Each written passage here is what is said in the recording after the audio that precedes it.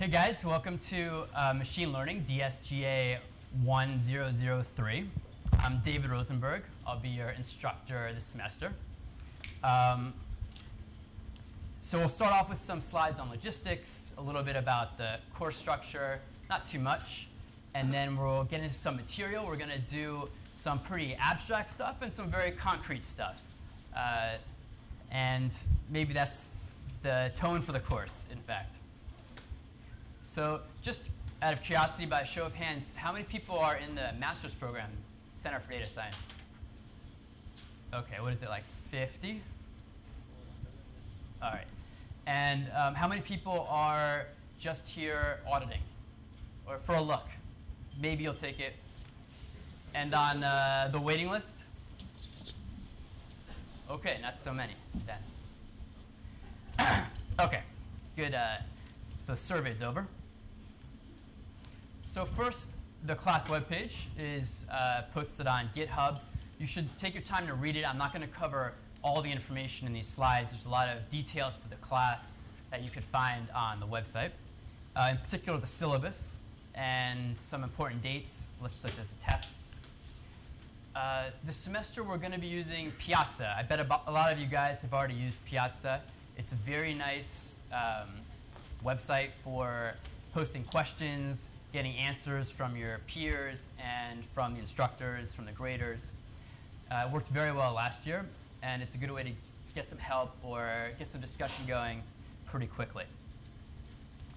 And so that should be your go-to for asking questions. No need to email the graders or myself. Just post directly to Piazza, and we monitor that very, very well. So schedule. Class times will start, well, usually if things are ready to go, promptly at 7:10 by iPhone time. On Wednesday, we go 7:10 to 9.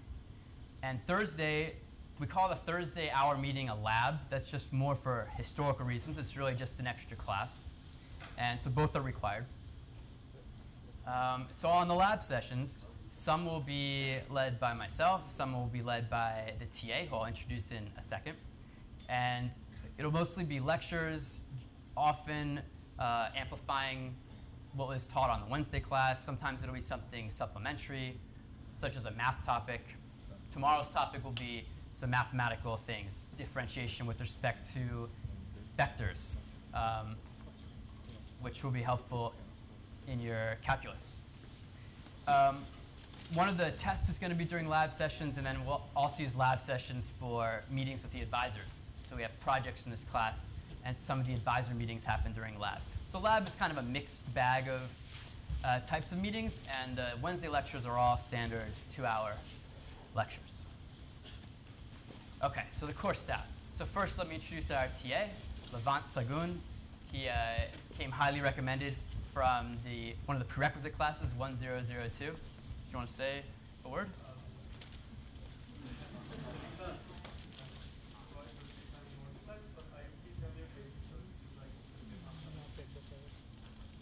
And he'll be presenting tomorrow.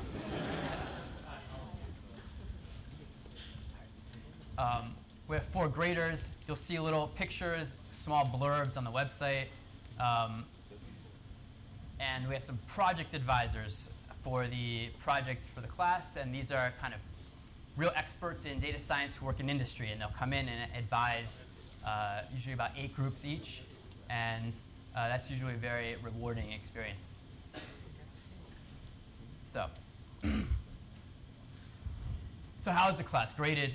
There's going to be about 8 homeworks. They'll be worth about 40%. They'll be worth 40%.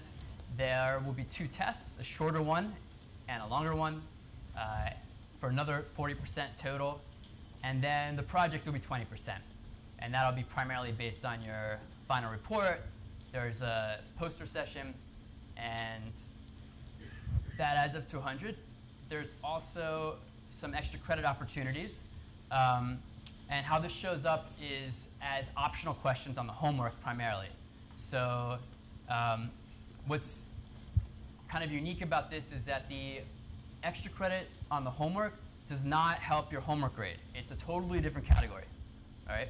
So you definitely need to finish the regular problems on the homework first. The optional problems are, if you want to go kind of beyond, cover more material, you'll have extra time, you just want to go really deep into data science, I want to give you all the opportunities to learn as much data science as you can. So that's kind of why there are these optional questions. Even if you don't do the questions, it might be worth reading them, because sometimes we introduce some new topics that aren't required but may be of interest in any case.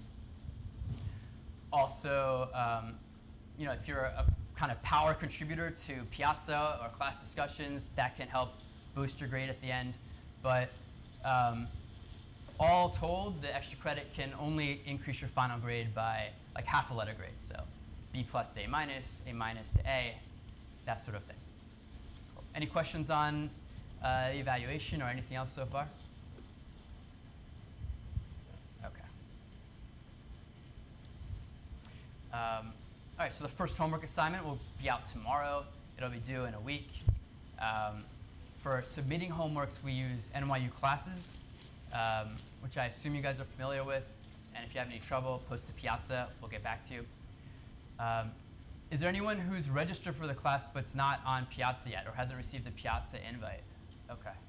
So you should be able to find the website. You should be able to register for this class on Piazza if you have an NYU email address.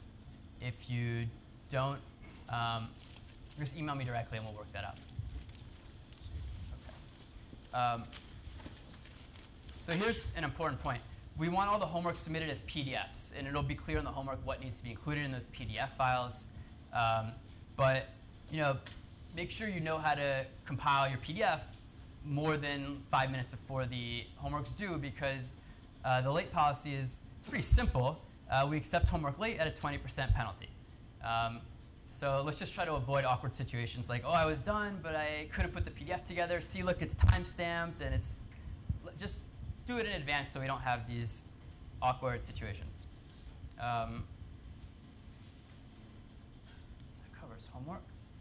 Collaboration's fine. Just make sure when you write your solution, you're doing it kind of independently. So you can discuss, get ideas with other people, that's fine, but make sure you write down your solution on your own and note who you worked with if it was a serious collaboration.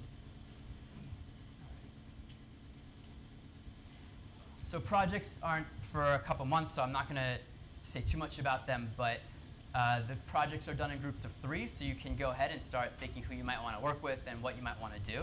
It's not really too early to start. Things really pick up around spring break. There'll be a project proposal and meetings with advisors, so that's kind of in March. So we can circle back to this later in the semester.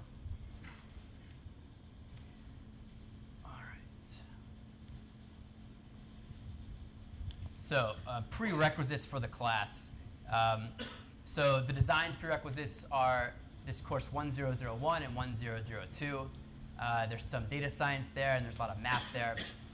If you haven't taken those, basically the types of things you need to know are multivariate calculus, mostly differential calculus like gradients, so matrix algebra, linear algebra, some amount of probability theory, some amount of statistics.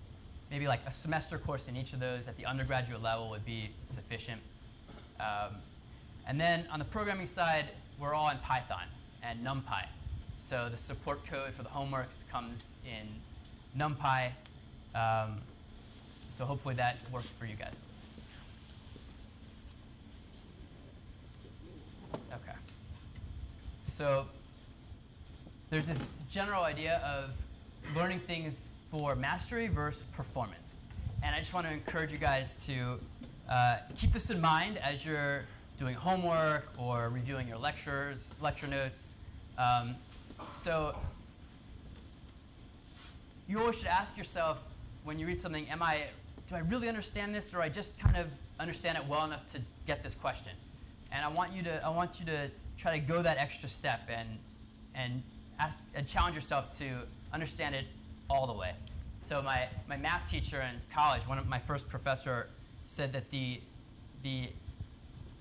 that almost understanding was the enemy of actual understanding. And so it's like, yeah, I pretty much got it. That's a sign that you really don't get it, and you need to keep working until you completely got it. All right? All right. So How many of you guys have heard of L1 and L2 regularization? Hands, OK. So about half, maybe a little more, from 1001? OK. So why do we ever want to use L1 regularization? Easy answer. Sparsity, right, that's right. So when you run a linear regression with some L1 regularization, it's called lasso, you can get sparse coefficients. So if this were an interview question and someone is interviewing you and they're a smart person but just hasn't heard of this L1 regularization, they may say, oh, what's this L1 regularization all about? And you're like, oh, it's good because of sparsity. And then they may say, well, why do you care about sparsity?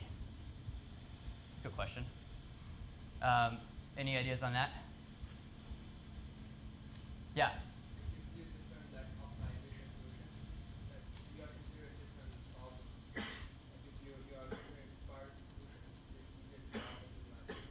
It's easy.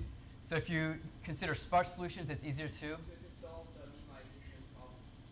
OK. So you say it's easier to solve minimization problems if you have sparse solutions. If you consider only the sparse subset of. OK. And easier, and so it's easier to solve the minimization problem in like a computational sense. We'll see. So yeah, another idea. So sparsity reduces the variance of the prediction. Interesting. Might be some of that. Yeah, please. Could it be that underlying model is sparse in the first place, or you don't know? OK, so maybe the underlying model is sparse, the thing that actually produces the data is sparse, and you want to impose this L1 regularization to recover this sparsity. Yeah, great, yeah.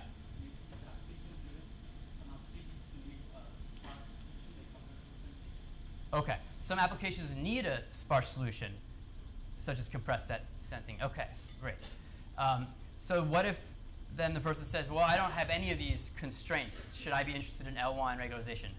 I don't know what the model was. I don't care. I just want it to perform well. So does L1 do better than L2 in performance? All right, we'll investigate that. The next question would be, can you explain how this L1 regularization gives sparse solutions? And do you guys recognize this picture? It's a standard picture.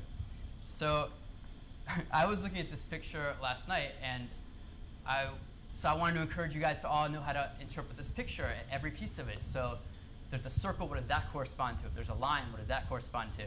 And then I realized I didn't actually understand this picture, because when I think of this picture, those lines should be ellipses. And I realized, well, this came from a Quora, and so I don't even know that this picture explains anything. So when we cover L1 regularization next week, I want to come back to this, and we'll discuss whether this picture makes any sense. All right, so course topics. We're going to start with kind of the bulk of the course is going to cover kind of standard machine learning frequentist approaches. We're going to start with empirical risk minimization today. We're going to talk about support vector machines. In a couple weeks, we're going to do kernels and kernel methods, ensemble methods like boosting and random forest. These are really state-of-the-art methods. Neural networks could fall into this category. Then we're going to move on to probabilistic models. So in this setting, we could, for instance, not just predict if we're doing regression, you typically predict a number. So in a probabilistic setting, you could go beyond that. You could predict an entire probability distribution instead of just a number. Gaussian mixture models is a method for doing clustering. The EM algorithm is a way to kind of learn models when you have missing data. We're going to cover Bayesian approaches to machine learning and statistics, which can be very nice to use in practice if you have some notion about what your model should look like before you begin. And then finally, some miscellaneous topics, which we'll choose from perhaps dimensionality reduction or collaborative filtering. This could enter in. All right. So that's a brief overview. You guys have any questions for me before we start with the machine learning itself?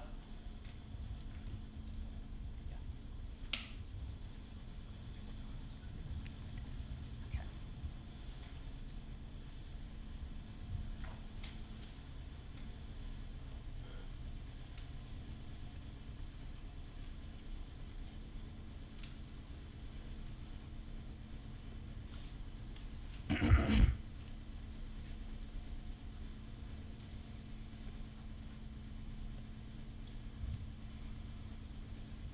Okay.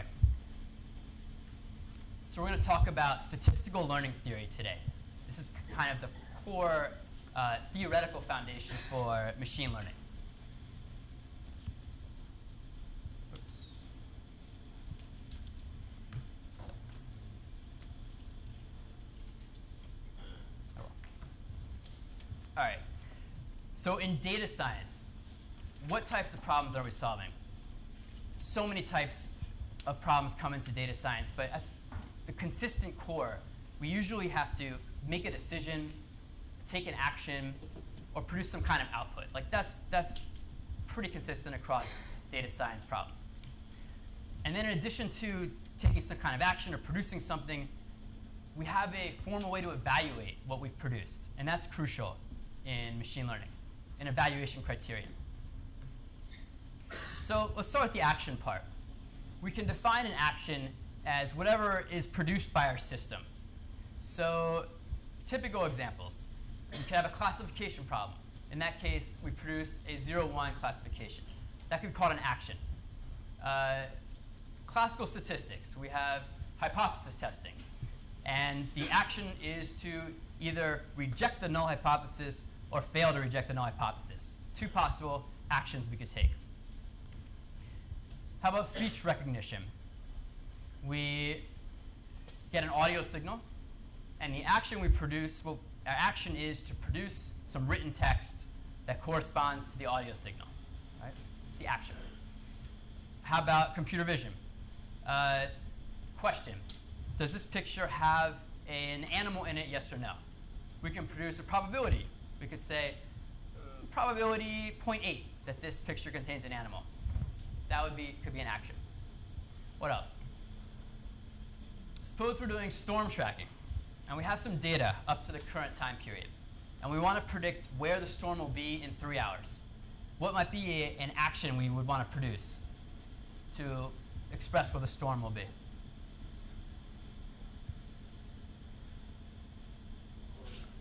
Coordinates. It's like latitude, longitude, coordinates on the Earth for where the storm will be. Great. What if we wanted, so this fixes us to one point, right? So that here, I'm the storm and I'm moving around in all the winds, and I could end up here in 3 hours, or maybe the wind can shift and I'll end up over here. So would there be a way to express like those two possibilities? Say again? What? A vector field. A vector field. Okay, so so the vector field indicates where things would travel from each location. Right. And I want to know where it's going to end up in 3 hours. Density. A density. Great, so you produce a density function on the Earth. And that will express like a probability distribution on where you think that the storm will be. Sounds great. Good, so for storm tracking, you could predict a probability distribution on the Earth. It's an unusual support for distribution, but that makes total sense. How about automated driving? What would the action for an automatic driving problem be? Yeah, apply the brake, yes. Depress the accelerator by 1 inch, yes. Steer right 45 degrees, yes. These would all be actions in an automatic driving problem. Great. So I just wanted you guys to think very broadly about what the action space could be.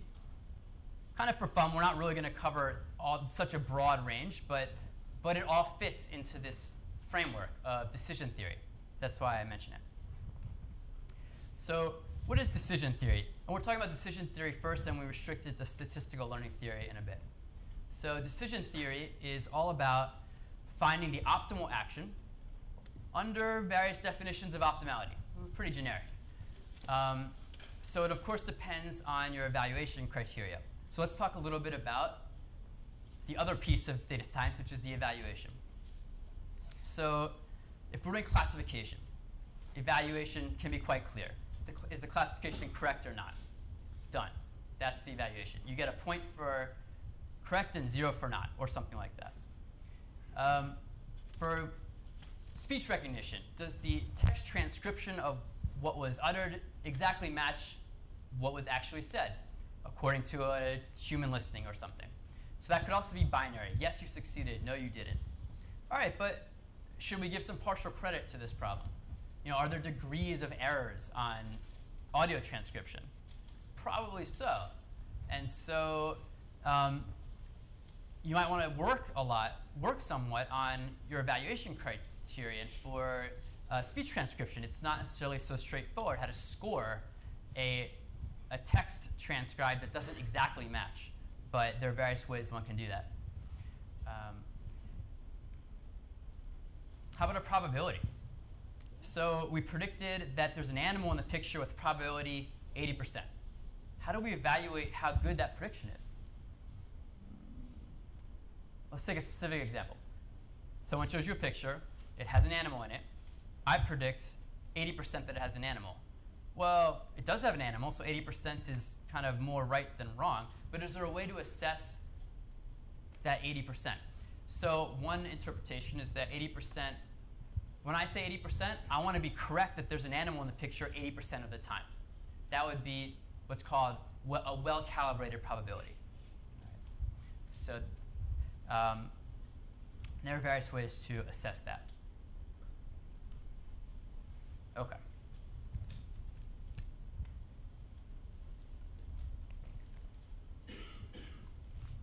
OK.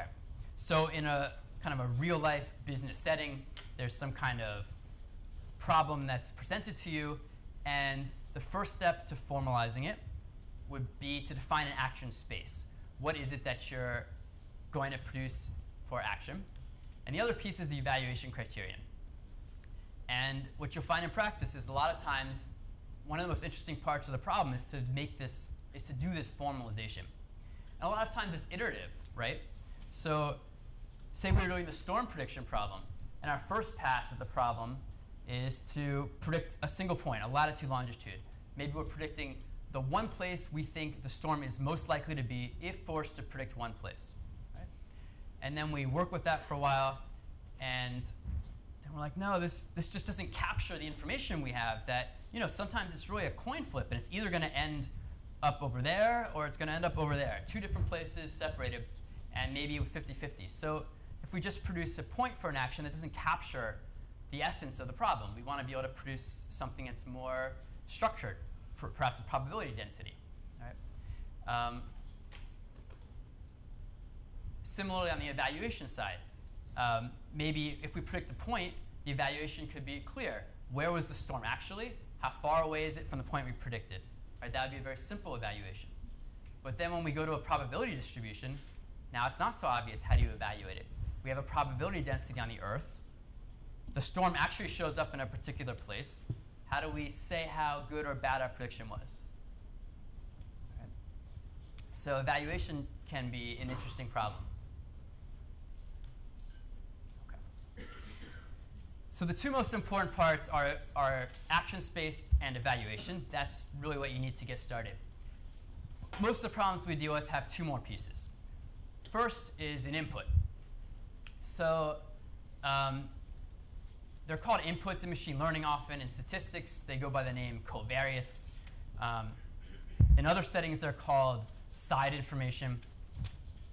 And we've already given some examples of inputs. Pictures that, like a historical location of a storm, a search query could be an input. It's all inputs. These are also very common. And then finally, we often have an output or an outcome in the picture as well.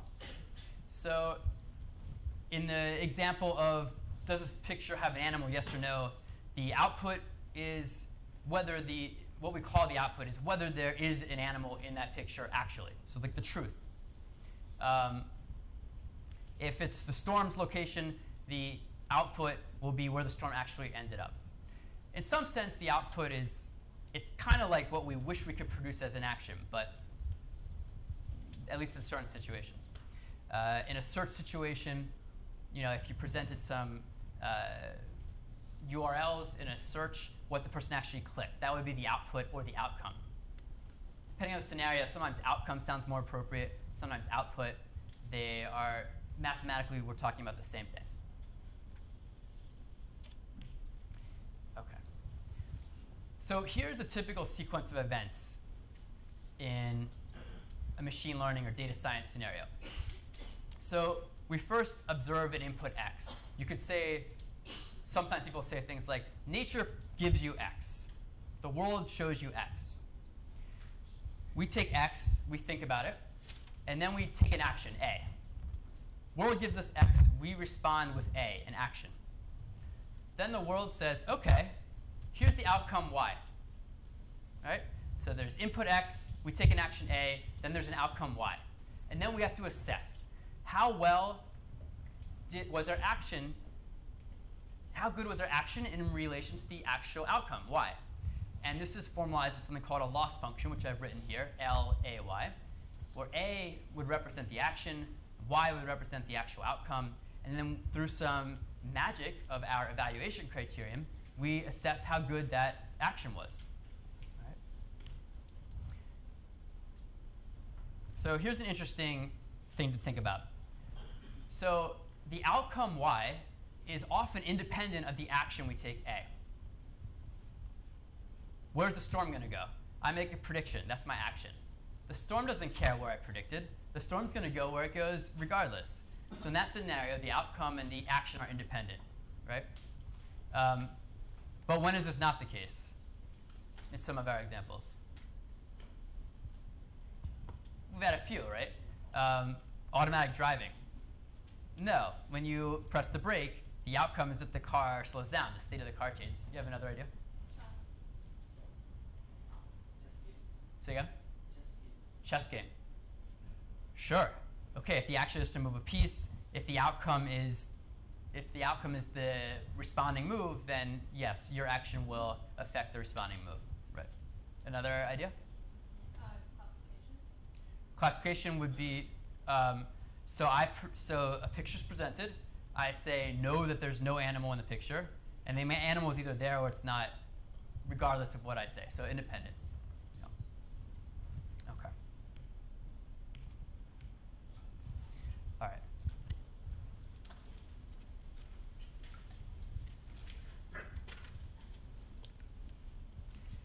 All right. So let's start to formalize these ideas. So we capture the space of inputs that we can receive, the space of actions that we can take, and the space of outcomes that can occur. And we write those as script X, script A, and script Y. All right? So let's do some concept check, also to see what you guys remember from introductory data science. So linear regression.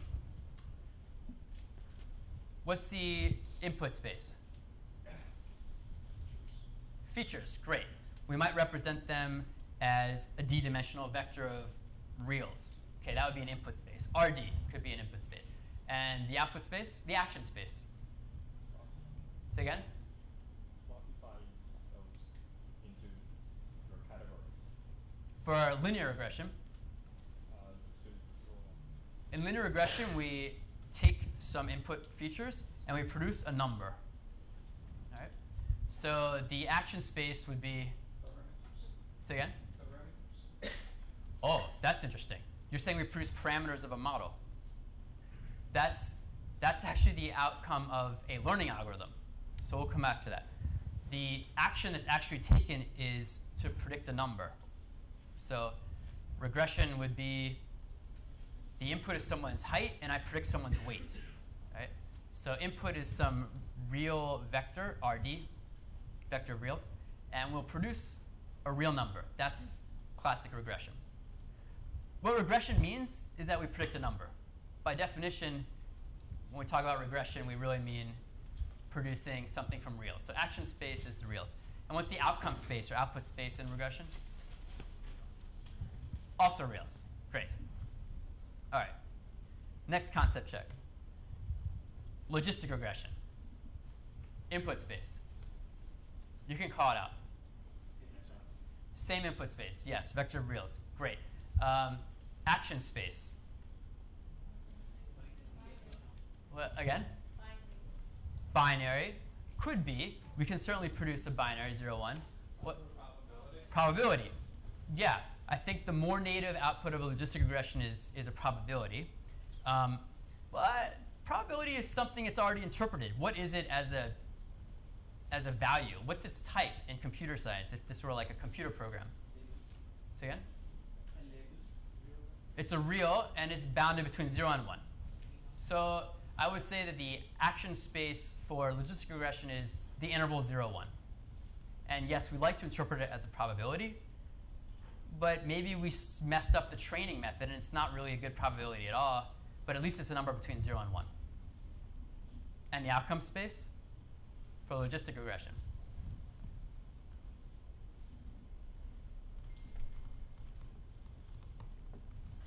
Okay. The actual like 0 or 1 output. Yes. Yes. The actual 0. That's right.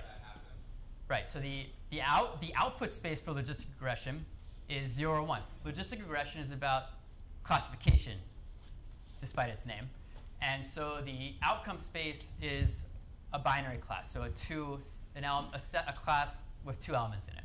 So it could be 0, 1, plus minus. It has 2 elements. Great. So there's already an elementary example where the action space and the output space are different a little bit. Support vector machines. What do you guys remember? Have you seen support vector machines? OK. Input space. Same thing. Great. Output space.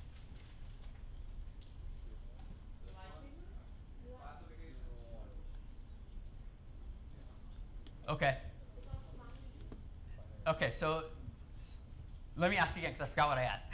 So we have SVM. What's the action space of an SVM? What do we produce? OK, so we either produce a class, a hard classification, 1 or 0, or we'll predict a score, where a positive number is kind of plus and a negative number is the other class, negative. And the size of the score indicates how confident we are. That's the interpretation. So the action space for support vector machine is, again, all reals, right? And the outcome space is classification, so it's again, the 2-class set. All right. Any questions on this? OK. All right, so we have our 3 spaces. And now let's formalize the evaluation and the prediction function. So we have something called a decision function. A decision function is what formally gets the input x and returns the action a.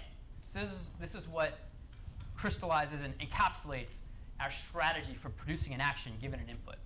All right? So it's a function that maps the input space x to the action space a. I hope you guys have seen this notation.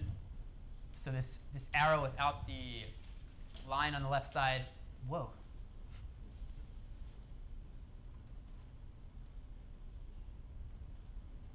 OK. So this indicates we're mapping from capital X space to A space. And this is a way to indicate that any individual element x is mapped to f of x. All right, so that's our decision function. And then the other major piece is the loss function. Whoops.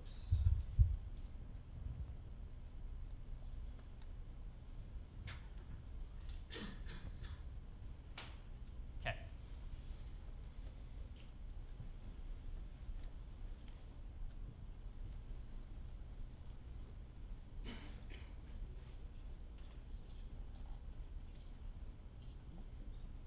So weird. All right. So a loss function is what takes an action A and the outcome y and returns a real number assessing how well we did. So a good loss is a small loss. A loss is a bad thing. We don't want to lose. So a good loss is a small loss. A bad loss is a big loss. Often loss functions are non-negative. So when you really nail it, you got the exact right action, loss would typically be 0. And then the more wrong you are, the larger loss you get. I didn't restrict the loss to be non-negative here because sometimes we might want to deal with losses that can be negative, and that's fine. But typically, losses are 0 or positive. Okay. All right. So back to real life. You have a job. You're a data scientist. Someone presents you a problem. The first thing you do is you need to work out the action space and the evaluation criterion. Great. So, but someone has to present you the problem, and this could often be they call them stakeholders sometimes, business owners. It's often a business person who has a problem they want you to solve. And they have a rough idea of the problem they want you to solve. And usually they'll know something about the action space. They'll know what they want you to produce for a given input. That's the action. They have a rough idea often on how to evaluate, but it's usually not formulated very precisely. Often the data scientist kind of has to figure out for his or herself what's a good way to evaluate. Sometimes they have it, but often not. But the one thing that they definitely want you to produce is this decision function, right? The decision function is what will map the input to the action. So why do they want the decision function? Why not just send you, why not just have folks send you the inputs and the data scientists send back the actions to take? It's because it's not very scalable. What usually they want is they want you to kind of explain how this decision function works, and then they want you to give it to their engineers, the coders, and they'll program up this decision function and deploy it so it could run at high speed, up in the cloud, or whatever it is. This isn't always the case. A lot of places have a lot of data scientists are excellent coders, and they write their own code. But at some places, there's a split between the data scientist who comes up with the decision function and the engineers who actually deploy it, write it, and make it production quality. It just depends on the place where you are. All right. So where have we gotten to? We've set up the structure, and we've talked about how to evaluate a single action, right? So we have a loss function. There's an input, I take an action, there's an output. We can evaluate how good it was with the loss function. That's nice. So how do we holistically evaluate a decision function? Because that's what's actually running in our system, right? So we have a system that makes predictions. It's handling 1 million requests a minute. How do we know how well it's doing? How do we assess it kind of as a whole? And this brings us into the statistical learning theory framework. So we're going to make one more assumption, simplifying assumption. And this brings back what we were talking about earlier about whether the action can have an effect on the outcome. And for now, we'll restrict to the situation that the action we take has no effect on the outcome. Right? And this includes all the traditional machine learning problems, classification, prediction, ranking. How about stock market prediction?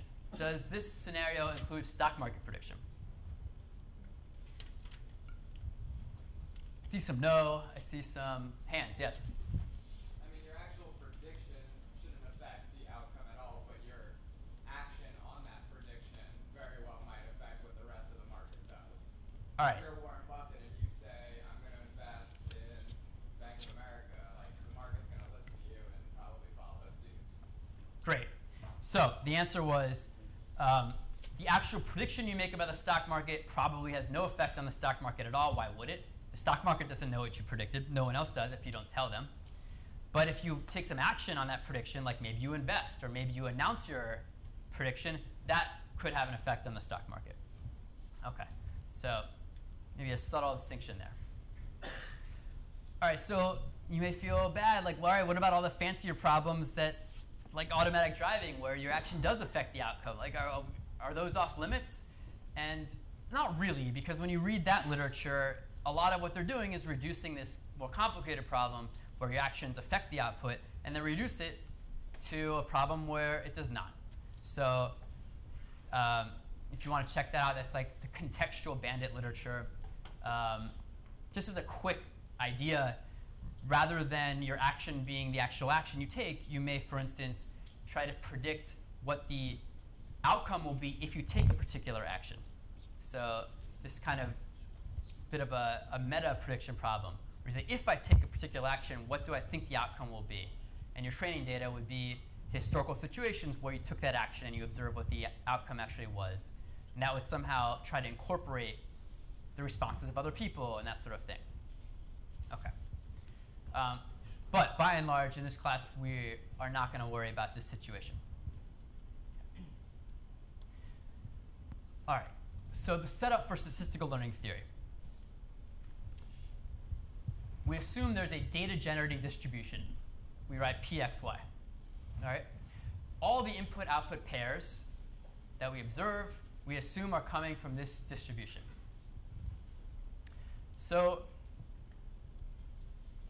what do we want? We want to find a decision function that, given an x from a pair generated from this distribution, produces an action, f of x, that does well in some sense with respect to the outcome y. So in other words, we want a decision function f for which the loss of the f of x of the action, the loss of our action taken on x with respect to the output y is small, in general, in some sense. So that's the general notion. We want to have small loss in some typical sense, and now we need to formalize that idea. All right. So the formalization, we've kind of set it up for this, is it's called the risk. The risk of a decision function is the expected loss of that decision function where the expectation is over a randomly chosen pair of inputs and outputs. So that's where we use our assumption that we have a data generating distribution, which we don't know. And if we were to choose a random pair of inputs and outputs, so a random picture and whether or not it had an animal in it, and we ran our decision function on it that produced an action, which in this case would be maybe a probability of an animal, that the loss that resulted is small in expectation. Any questions on that? There. So an expectation is, it's something you do to a random variable, right? So just to be clear, what's random in this expression? EL f of x, y. X is random, and y is also random. They're both random. OK, good. All right, just as a reminder, so this is kind of this is the dream way to evaluate a decision function. This is, for now, this is our ultimate. But just a reminder, we don't assume we know this distribution, and so we can't actually evaluate this directly. Nevertheless, this is what we have in mind as the gold standard. So when we're trying to find the best decision function for a particular problem, this is what we're shooting for. We're shooting for the decision function that has the smallest possible expected loss. So such a decision function has a name. It's called the Bayes decision function. It has nothing to do with Bayesian or Bayes rule. Well, maybe Bayes rule, but not Bayesian statistics. So a Bayes decision function, f star, is the function that achieves the minimal risk over all possible decision functions. So it's the decision function that has the minimum possible expected loss. Sometimes it's called a target function because in our machine learning, that's what we're hoping to end up with. That's what we're aiming to get. That's our target.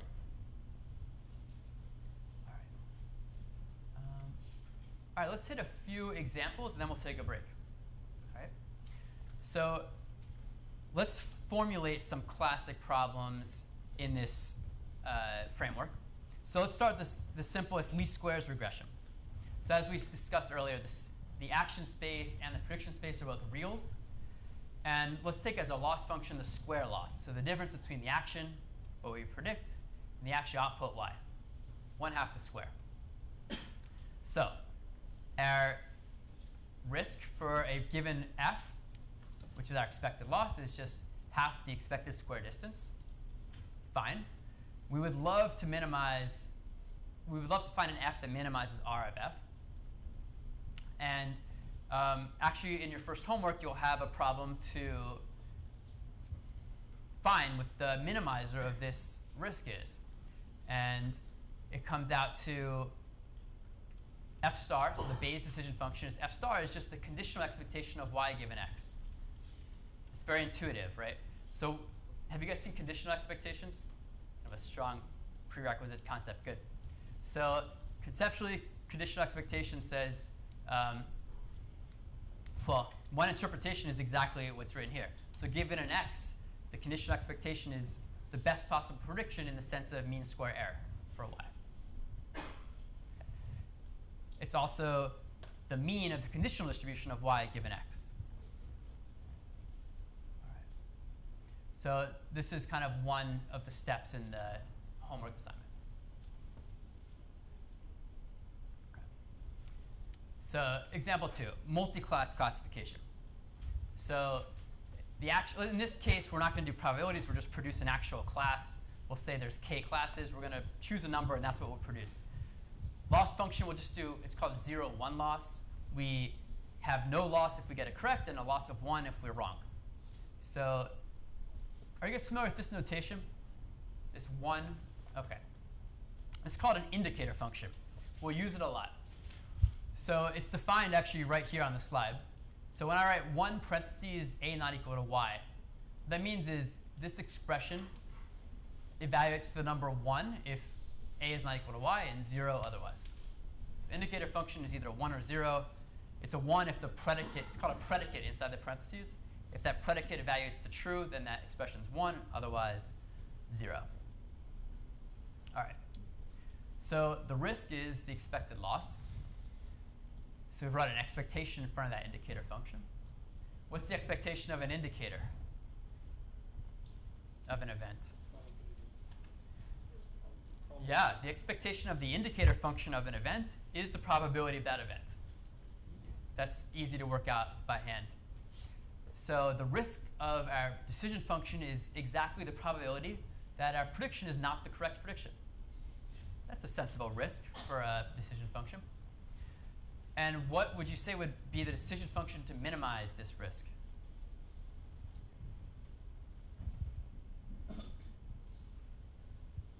What's the obvious thing? The decision function that predicts the most likely class for any x is the one that will have the smallest probability of error. So if we set f star x to be the argmax over all the classes of the conditional probability of that class given the x. So just choose the class that has the highest probability, condition on x. So this is the Bayes decision function that we would love to achieve, and a lot of machine learning is how do we kind of get close to that as we can. All right. So any questions before we take a break? Yeah, please. I love philosophy. So you call this statistical learning theory, but sometimes there's also computational learning theory. Is that just synonymous, or is there a difference? So the question is, I'm saying this is statistical learning theory, but there's this other thing, computational learning theory, and how are they connected? And I don't think they are quite synonymous. I think computational learning theory often gets into, first of all, some computability things. I think also complexity of the algorithms themselves. But I'm not an expert in that area, so I'm not exactly sure. Yeah. Any other questions? All right, let's take a 10-minute break. So we'll see you back a little after 8:10.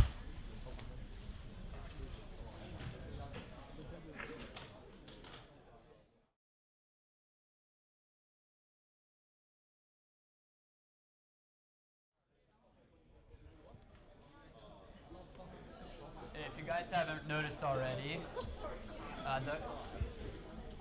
the lecture slides will be posted online on the website. Slides are posted from, so the slides are It's pretty similar to last year so far. So those will be up if you want to read things in advance. And then as I get versions of the new versions, I'll post those as well. But generally, I edit them until the last minute. So if you are doing it on your computer, make sure you refresh when the lecture starts. OK.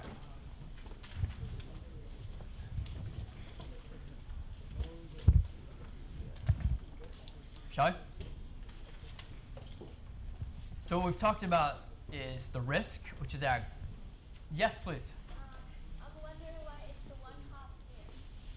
That's just arbitrary. I didn't have to put that half. Sometimes people define the loss with a half in front, sometimes without. The reason maybe people like it with a half is when you take the derivative, the 2 cancels with the half, and you don't have anything. Maybe some people think that looks prettier. It's pretty arbitrary. OK. So we've talked about the risk, which is the expected loss, which is our ultimate way to evaluate a decision function. Of course, we can't really do that because we can't compute the expectation, because we don't know the distribution generating the data. What can we do? So the one thing that we can always assume we have in machine learning or statistics or data science is some data. And we'll assume we have sample data. This is what gives us traction in machine learning. So we'll write this as dn. It's a sequence of samples from that data generating distribution, IID sequence. And to figure out how to come by this, so we want to evaluate this expectation. We know we can't do it exactly. We want to approximate it. How are we going to approximate it? So let's take some inspiration from the famous strong law of large numbers that you guys know from probability theory. Let's review the form. So suppose we have some random variables, z1 through zn. They're IID, and they have some expected value, ez. Then if we take the average of all the z's, of n of those z's, so 1 over n, and sum them up, and we let n go to infinity, so let that sequence get longer and longer, it converges to the expected value of the z. Makes sense? The long-term average of a bunch of identically distributed things converges to the expected value. Great, with probability 1. This is the strong law of large numbers. So maybe this gives you some idea on how we can estimate this expected value. Right?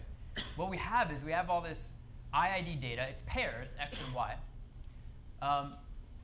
And if we could write something as a sum over these individual draws from the distribution, and if they were IID, they would converge to their expected value.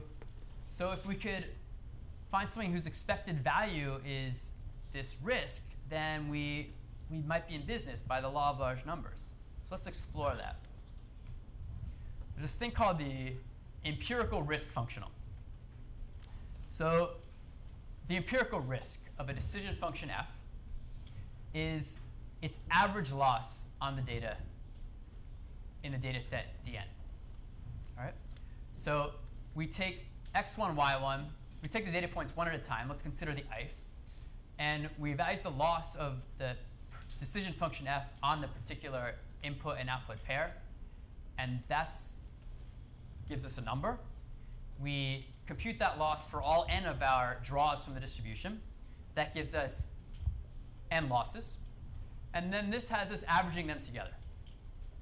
So r hat n of f, this empirical risk of f, is the average loss of f on a random draw of n data points from our distribution. All right? OK. So I don't know if we've used this before. Notice there's a hat over the r. Whenever you see a hat, that means a function of the data.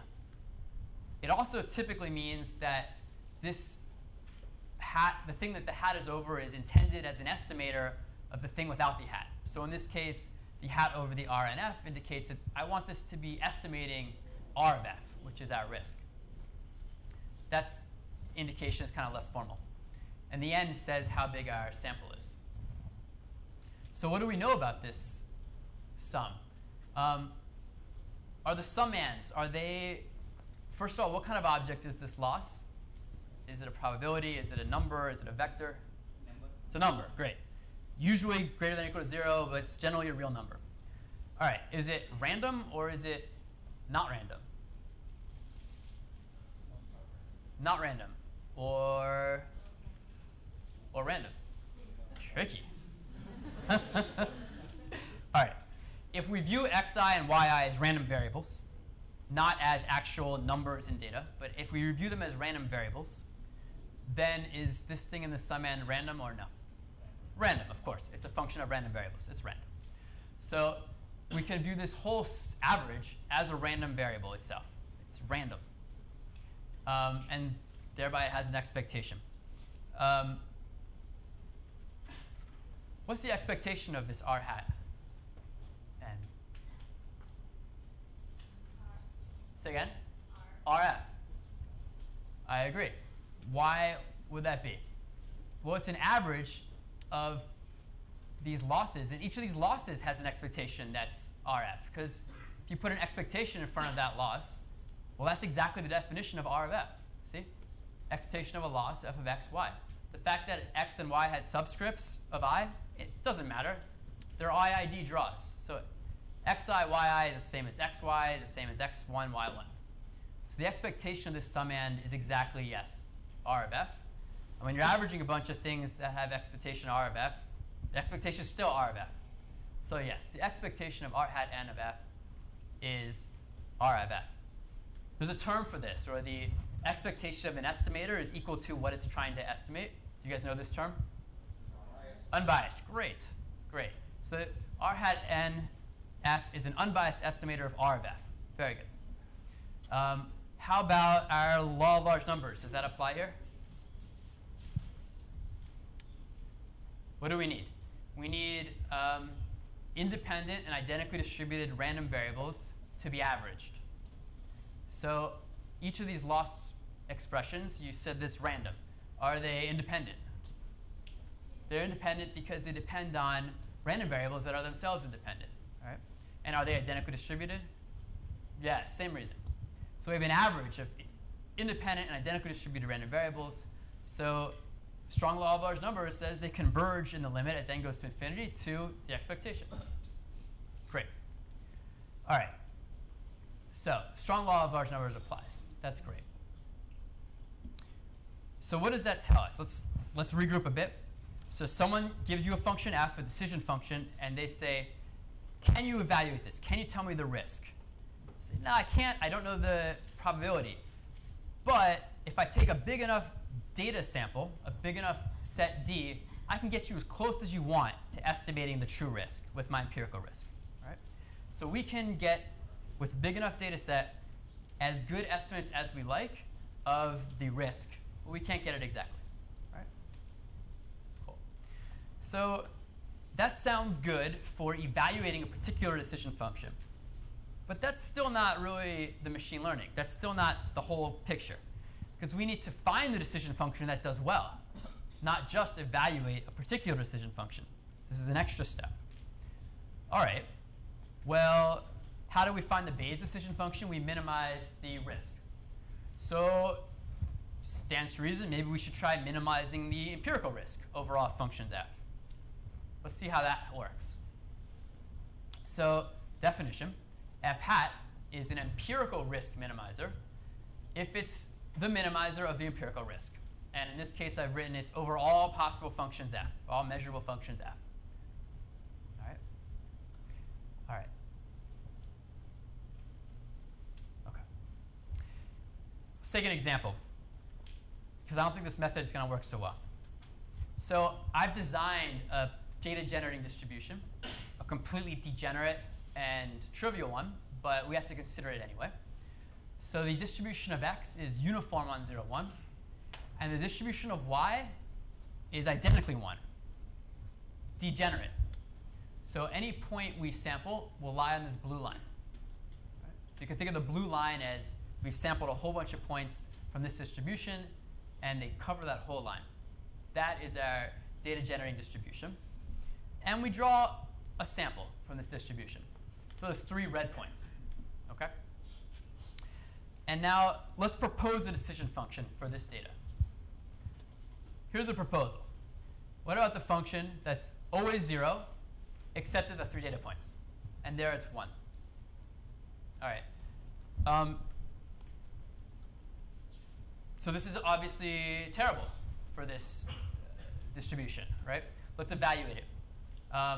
What's the risk? Well, okay, what's our loss, first of all? Let's do 0, 1 loss. Okay? So we either get it exactly or not at all. So at every single x, except 3, we have loss of 1 because we're wrong. Clear? And since x has uniform distribution, the probability of these 3 points is 0. So the expected loss is 1. Expected loss is kind of worst possible for this prediction. So even though f hat has perfect performance on the data, it has kind of worst possible performance in the actual risk. Right? So good empirical risk is 0, fits it perfectly on the data. Risk is 1. All right. So what's the term for this? Overfitting. This is called overfitting. So kind of what's gone wrong here? I mean, so clearly f hat in some sense kind of memorized the data. Okay. It just seems like we don't expect functions to jump around like that necessarily. And if they did, we'd have no hope to learn them, is actually more the point.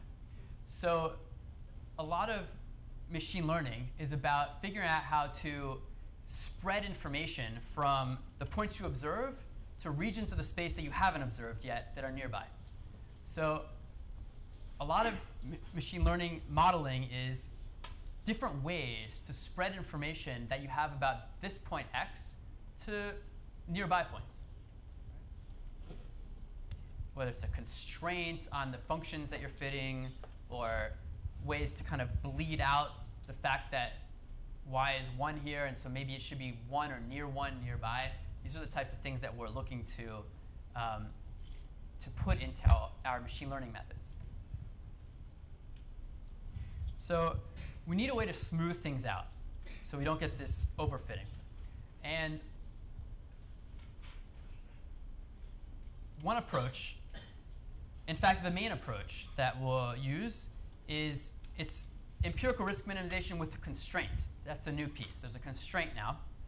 And rather than minimizing the empirical risk over all possible functions, we're going to minimize it over a restricted set of functions, which is called the hypothesis space.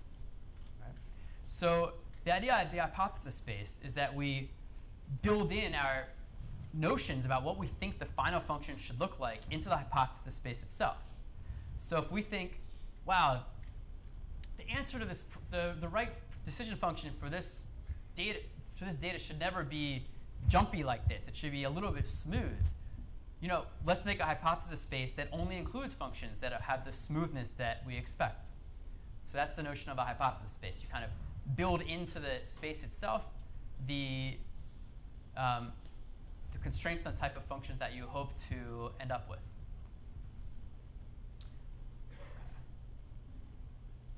All right, so formally, a hypothesis space F, it's a set of functions mapping from input space to actions. It's the same type of object as a decision function. Well, hypothesis space is a set of possible decision functions. And usually it's much smaller than the space of all possible functions. So we're looking for hypothesis spaces that capture the smoothness we expect and also that somehow are easy to work with, because the very next step after specifying our hypothesis space is we have to minimize overall hypothesis spaces. We have to minimize our empirical risk over all decision functions in the hypothesis space. So we want it to be a space that's manageable and not too difficult to work with. All right, so you guys have some machine learning background already. What are some example hypothesis spaces you guys have worked with? Linear functions, great. We have an input space, maybe a vector space, RD. Linear functions, the set of all linear functions would be a hypothesis space. Great. How about something else?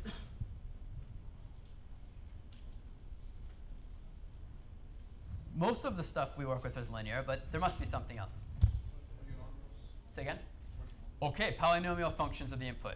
Great, that's a great hypothesis space. It would contain linear functions, so it'd be strictly bigger than linear. Great. What else? Something? Okay, generalized linear models.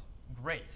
So here the action space is different. The action space in a generalized linear model is a probability distribution, and the input space is real. Great. It's a good example. How about trees? Those are pretty different. The hypothesis space, a function in the tree space is kind of constant, and then it's piecewise constant. So it covers pieces of the space, and it's constant for a region, and in another region it's a different constant. That's very different from any of the ones we've said so far.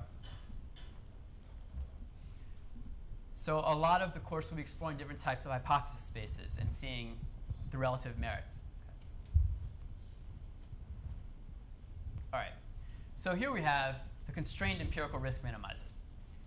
The empirical risk minimizer in F, this hypothesis space, is now everything looks exactly the same, but the minimum is over the set hypothesis space F.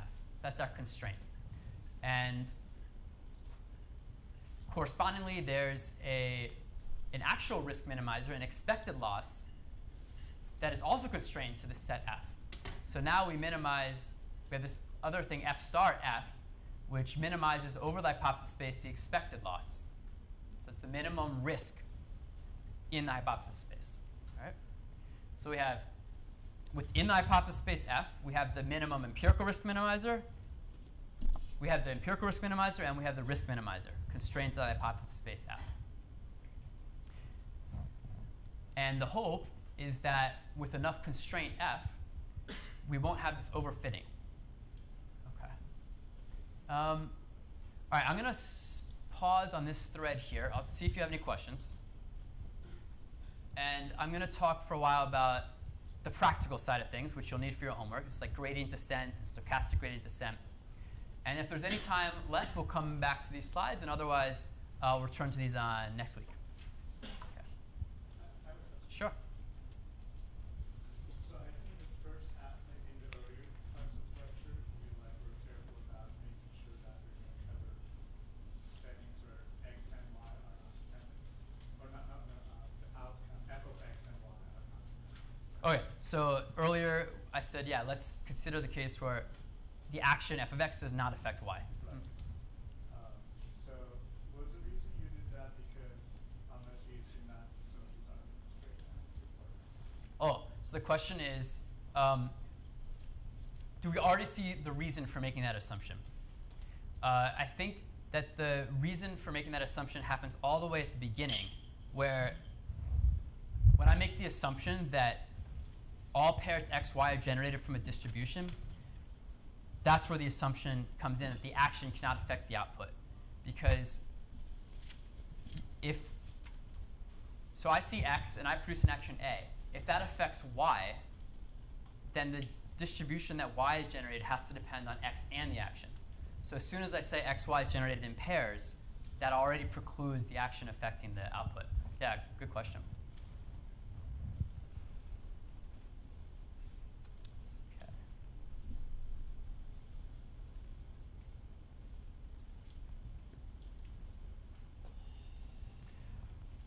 All right, any other questions?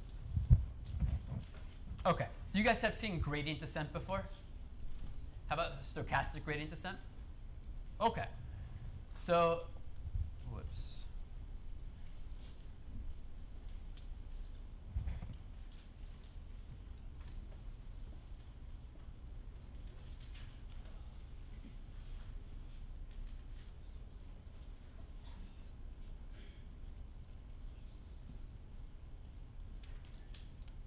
OK.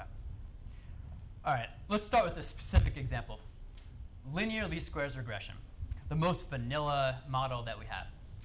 Input space RD, output space and action space are R. Loss function, square difference between prediction and actual. Hypothesis space. Here's our first concrete hypothesis space. It was mentioned earlier. This is linear functions of x, linear functions of our input. see f of x is equal to w transpose x. So these functions are parameterized by a vector w in Rd. So that's a way we can get a handle on these functions. Let's suppose we have a data set of n samples from some distribution. Let's find the empirical risk minimizer f hat in the hypothesis space of linear functions. All right? What do you guys think the answer will be? Think this will come out to the ordinary regression that you always use? Probably so. OK.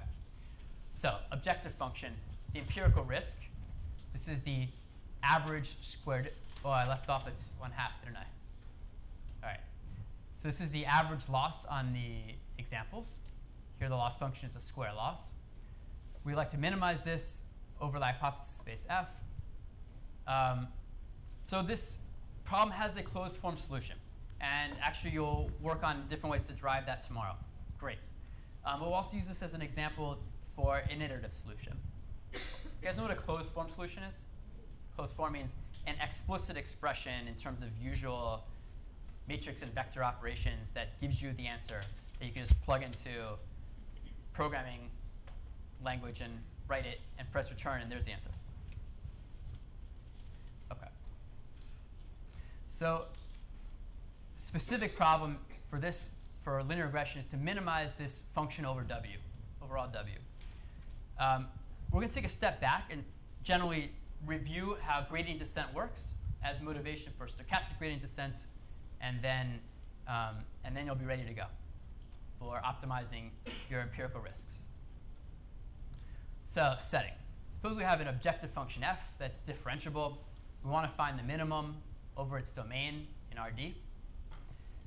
And there's this object called the gradient. When you have a differentiable function, it's differentiable, say, at a point x0. This object called the gradient is a special thing because it points in the direction that the function will increase the most quickly. Okay? Now, we're trying to minimize functions here. So imagine that this function maps from R2. So we could say the floor is the domain of the function. And maybe the value of the function is, you imagine a height above the floor would be the value of the function. We want to find the minimum of this function. Okay. So I'm doing an iterative descent algorithm, and I'm starting at a randomly chosen initial point. And I take the gradient, and the gradient is pointing this way. The gradient is a vector in the domain. So the gradient is a vector in R2. So it points somewhere in R2. Suppose it points this way. So this is the direction of steepest increase. I want to minimize. So if I go in the opposite direction, I'm in the direction of steepest decrease. So in gradient descent, I take a step in the direction of the negative gradient. All right? How big a step? For now, let's just call it eta. Right? Eta would be step size. So that's one step of gradient descent. We go where things are decreasing the fastest. Here's the gradient descent algorithm. We initialize point. We find the gradient. We go in the negative direction of the gradient times some step size. Repeat until we're done. Right? Very straightforward. A few details are missing. Question? Thought I heard. So here would be 4 steps of gradient descent. Each time straight, change direction, straight, change direction, straight. So 2 things need to be resolved still. How big a step do we take, and when do we stop? Right. So there's a few answers here. Empirically, you can try a fixed step size. So like, for instance, multiply your gradient by 0.1 every time, a fixed step size. That works decently. Better yet is something called, some kind of, well, not fixed step size. So one way to find your step size is called backtracking line search. And this will be a problem in the homework, actually. The idea of backtracking line search, let's see if I can summarize it in a minute. So suppose this is my negative gradient direction. The gradient isn't just a direction, it's an amount. It tells you how much the function will decrease per unit step in that direction, right? So suppose my gradient, the magnitude of my gradient in this direction predicts that per unit of my step, the function should decrease by 10 units, 10, whatever the function is in. So I take a step of a certain size, and I find that my function only went down by 1. Like, that's 1 per unit step. I'm like, well, that's funny. The gradient said it should go down by 10 per unit. So maybe I took too big a step, because I know that if I take an infinitesimally small step, the decrease should be 10 per unit of my step. So that was too big a step, because it didn't decrease as much. I'm going to backtrack a little bit. All right, now it's at 5. All right, well, 5 is pretty close to 10. Is that good enough? I don't know. If I wanted to, I could take a smaller step, and then it'll eventually get closer and closer to 10, which is the amount predicted by the gradient. So there's a bit of a trade-off here between, if you take a really small step, you'll get a lot of decrease proportionally, but it's a very small step. So usually what you do is you say, I want to find the step that gets, for instance, 50% of the decrease predicted by the gradient. It's a tuning parameter, and you could set. And that's kind of the essence of backtracking line search. You could learn it in more detail on the homework. I reference Wikipedia. Okay. And a stopping rule, well, a bunch of ways to do it. One way, not totally joking, is you can run it until you're bored, because sometimes the performance does continue to improve even after a long period. But more seriously, you can look for when the function doesn't decrease more than some value epsilon you set over a certain number of periods. When the gradient is below a threshold, kind of different ways that are fairly straightforward. There's really no magic here. Okay. One thing you can do, which is different, is you can have some holdout data and assess the performance of your model on some data that you're not using for training. And you can see when that stops decreasing. OK, but these are a little bit beside the point. So for linear regression, we can do gradient descent. We take the gradient of this square objective, and we find that it's some average of residuals. And we compute this at every iteration. So we start at a point, we compute the gradient, we go in that direction for a while, we recompute the gradient, which will point us in a little bit of a different direction, take another step, and then we recompute, and maybe it takes us in a little bit different direction and another step. And it's important here, the point I'm making, that the direction keeps changing, and we're not always going in a direct route towards the optimum. All right? And we'll come back to that. All right. So first I want to ask, how does this method scale in terms of the size of our training data? So computing the gradient, here's an expression for the gradient. We have to touch every data point once, because we're summing over the data points. So this is fine for small data sets, but if we're running on a data set that's 100 million large, this is a big operation just to figure out the direction for one step, right? So this doesn't scale very well for huge data sets. And what I'll argue later is that it's probably overkill to use this method anyway. So the question is, how can we make progress with our stepping without looking at all the data in every step? That's the key question. So to get there, let's back it up a step. So what we were doing was minimizing the empirical risk. That's what we were satisfied with. We're going to minimize the empirical risk. Let's go back to the original gold problem. Let's think about minimizing the risk itself, the expectation. Seems a bit crazy. We can't evaluate this. But let's work some mathematics. So suppose this function space is parameterized by w, so I can differentiate with respect to w instead of f. It's a little bit easier. What can we do with the gradient of this expectation? Gradient of an expectation. Well, there is this thing you might have heard of called differentiating under the integral sign. So that's when we swap the derivative and an integral. Expectation is just an integral. Gradient is just a derivative. Yes, that's a thing. That's justified.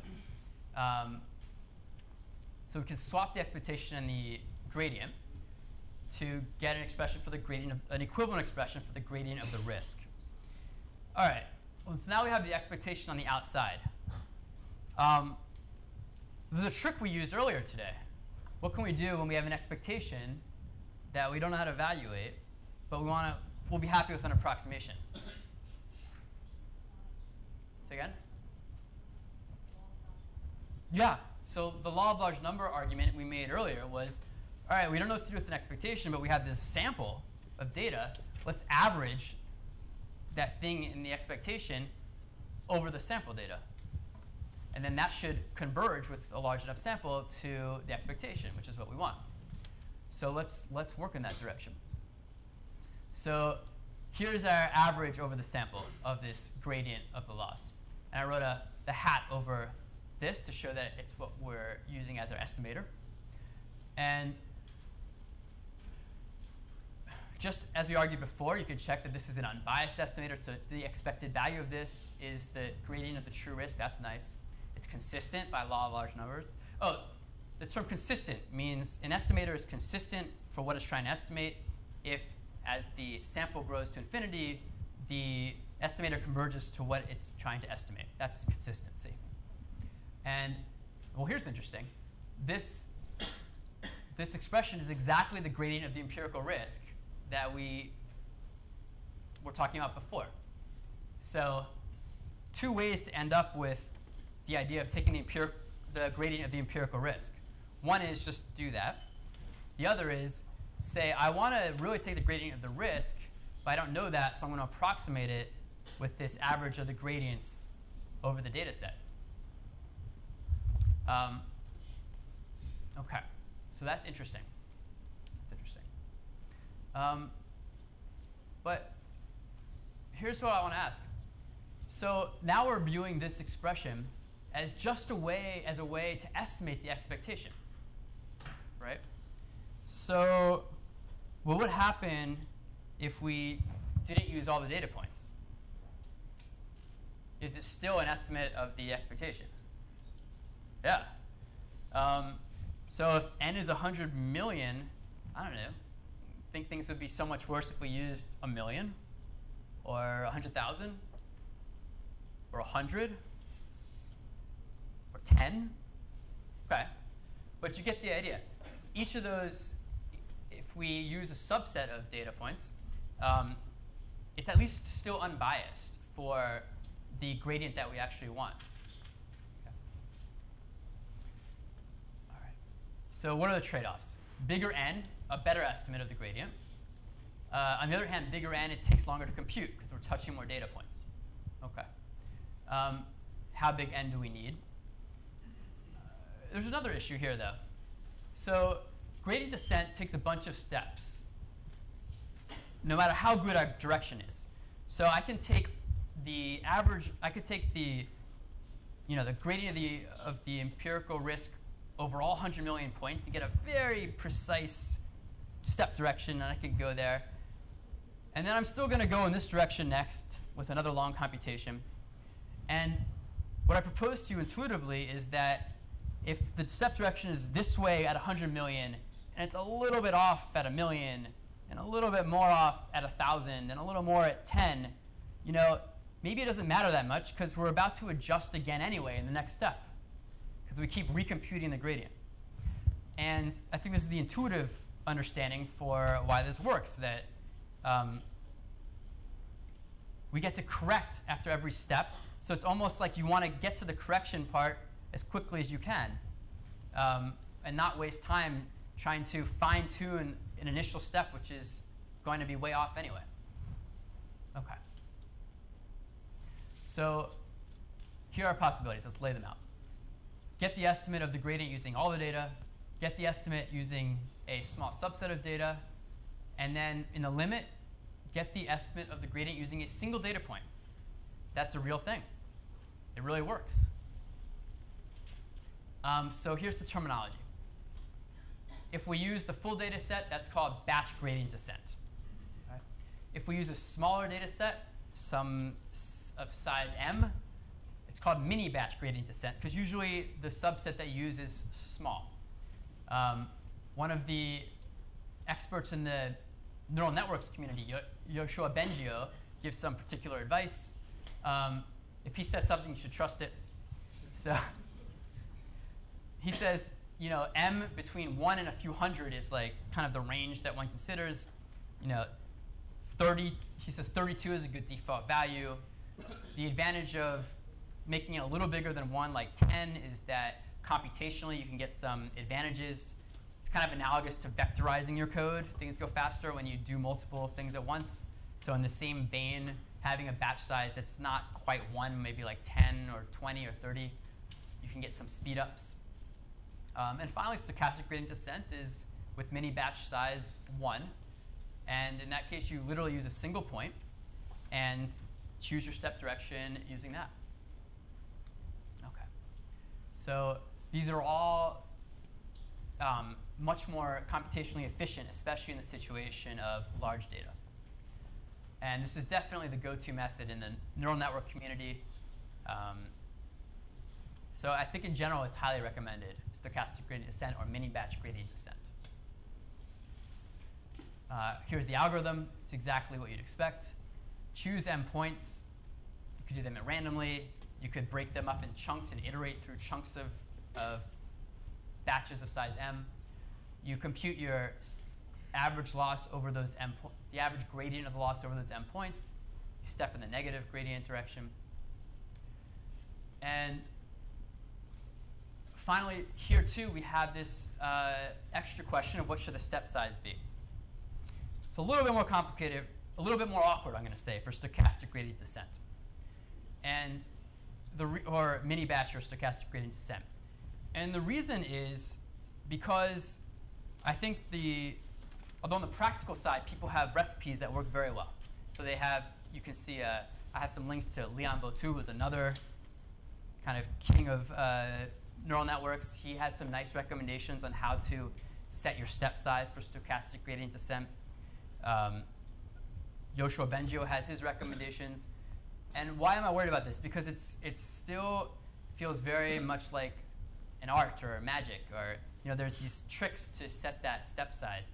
And on the research side, the theory side, the theorems, like what can we know conclusively about various step sizes? It's lagging behind the practice.